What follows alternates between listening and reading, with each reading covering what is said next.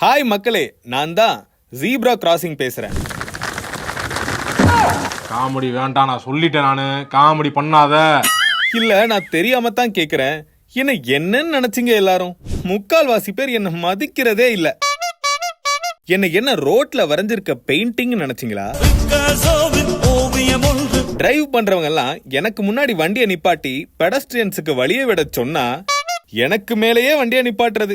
சரி, இந்த டிரைவர்ஸ் எல்லாம் வண்டியை கரெக்டா நிப்பாட்டுனா கூட இந்த பெடஸ்ட்ரியன்ஸ் எல்லாம் என்ன பண்றாங்க?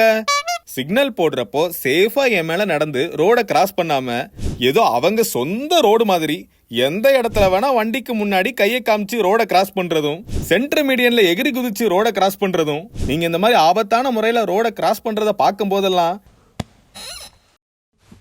ஏன்பா ஏய் வீட்டுல சொல்லிட்டு வந்துட்டீங்களா அப்படின்னு கேட்கணும்னு தோணும். ஆனா நான் அப்படியெல்லாம் கேட்க மாட்டேன். நான் கேட்கறதெல்லாம் ஒன்னே ஒண்ணுதான். ஜீப்ரா கிராசிங் ஆகிய என்னை கொஞ்சமாவது மதிச்சு நடங்க. ரூல்ஸை ஒழுங்கா ஃபாலோ பண்ணி ரோட்ல சேஃபா டிராவல் பண்ணுங்க. ஒபே தி ரூல்ஸ், உங்களுக்காகவும் மற்றவங்களுக்காகவும்.